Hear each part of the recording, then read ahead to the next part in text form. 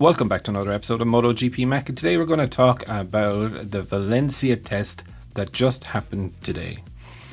Now, Luca Marini finished in first place from Maverick Vinales, Bezzecchi, Oliveira, Espargaro, Di Giannantonio, Binder, Martin, Quartararo, Bastianini, Zarco, Bagnaia, Marc Marquez, Franco Morbidelli, Alex Marquez, Pol Espargaro, Jack Miller, Johan Mir, Taka Nakagami, Alex Rins, Raul Fernandez, Augusto Fernandez, and Michele Pirro. Now, let's be fair, Marc Marquez is not a happy bunny at all with what is going on with his Honda.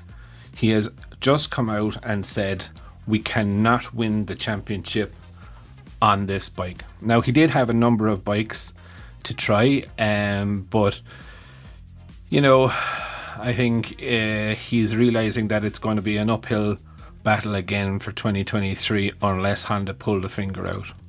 He did have a number of bikes to try, and I won't get into too much of the detail that I saw, but he did have a number of bikes to try today. All had the aluminium swing arm, I must say. Quartararo also had 4 bikes at his disposal today. Somewhat different chassis and aerodynamics, some with the new engine, and he also had a reference bike. Again, he was a very, very busy boy. I think he did like 92 laps today, which is the most of anyone. Only actually just beat Rins. Rins did 91, and Vinales did 89. But you know, I didn't see the actual brute top speed of the Yamaha. I think the highest that I saw was 330 or 327. I'm not 100% sure. It's a long 7 hours, but again, I'll go through it and I'll look at the aero updates. Some of the front aero updates look like a mix between the KTM and the Ducati, if you get me. Speaking of Ducati, they were trying the new engine, but also Zarco, Bagnaia and Bastianini did try the Aprilia-esque belly pan. Thought it was interesting to get rid of the blown downpipes, but Bastianini did also have a little tip off. This face from Jack Miller, I'm not sure whether it's either excitement or oh shit, what have I done? But again, he didn't do too bad, if I'm honest. You know, less than like 0.7 off fastest time of today. Bastianini was out in his red colours, looking very well, I must admit. Did have a tip off towards the end of the day, and I think he was the only rider actually to crash throughout the day. Mir looked good on the Honda as well. Have to take my hat off to him. You know, he was not so far away, 0.8 of a second the first day on the Honda. So it wasn't so bad, and Marquez was out following him. I did find it interesting, alright, that Marquez was listening into his debriefs more so than anything else. Rins didn't do too bad. He's more than a second off the pace, but again, he is actually on the practically exact same bike that Alex Marquez was on last year. Carbon swing arm, no real changes.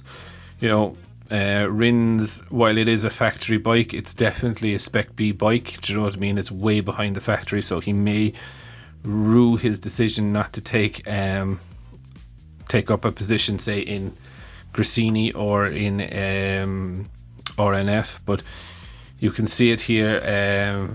For instance, you know, he is a bit behind.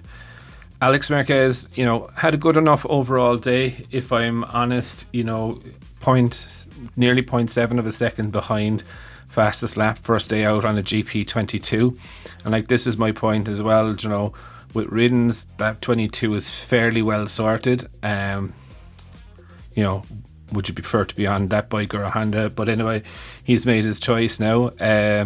Pol Espargaro looked quite happy today, I must admit. It was good to see him out there, while he's not at the sharp end, he's only against 7/10, nothing in it. His teammate, or his new teammate, Augusto Fernandez, really actually impressed me today, I will be very honest. 0.3 of a second slower than his more experienced cousin. 1.6 seconds off in total. I know that sounds a lot in Valencia, but again, he's a rookie on it. All he needed to do was get laps in, and that's exactly what he did. Miguel Oliveira, he's put everyone on notice with his first few laps on the Aprilia.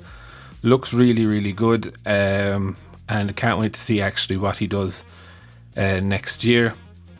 And Raul Fernandez, I'm not 100% impressed with him, especially, his cousin who is a rookie to the class, is only 0.3 of a second behind him, on a bike that he said is crap. So that Raul said is crap. So, it's very interesting to see what is going to happen. Overall, with everyone on the grid, it is quite tight. Let's just say, like, it's 1.6 seconds or 1.7 seconds cover the whole grid for the whole days of testing. Marini is the new testing or the winter test champion. Normally that's a thing reserved for Maverick Vinales, but again, I think Honda are in a little bit of trouble, and tomorrow I'll start going through the teams and what I saw and the technical stuff. But overall, I thought it was a really good test. That's kind of, I suppose, a sad bit for me is that this is kind of the end of the live sessions that we will be doing, our live stream sessions. We will be doing the podcasts and videos, but I think it was a nice way to finish things off. Good to see the new people out on their new bikes. And anyway, I'd love to know what you thought of the test, what you think of poor Marquez in the Honda. Definitely leave your thoughts in the comments below, and I'll be back again tomorrow with another video.